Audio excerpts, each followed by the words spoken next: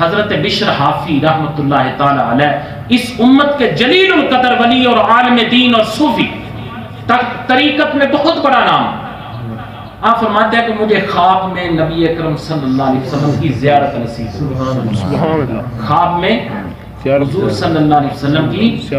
اللہ تعالی ہم سب کو نصیب فرمائے، آمین آمین۔ ان اولیاء اکرام کا صدقہ، حضور غوث پاک کا صدقہ، اللہ تعالی آج رات ہی ہم سب کو حضور کی زیارت نصیب فرمائے، آمین آمین۔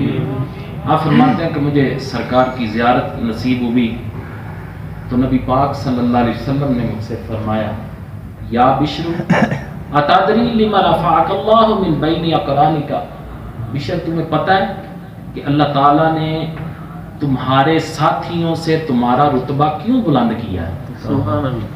کہنے لگے میں نے عرض کی یا رسول اللہ صلی اللہ علیہ وسلم حضور مجھے نہیں معلوم، تو حضور صلی اللہ علیہ وسلم نے فرمایا اگر تجھے نہیں نہ پتا تو سن، میں مصطفیٰ تجھے کہتا ہوں اس لیے اللہ تعالیٰ نے تیرا رتبہ تیرے ساتھیوں میں بلند کیا ہے، بے اتباعک لسنتی وخدمتک للصالحین ونصیحتک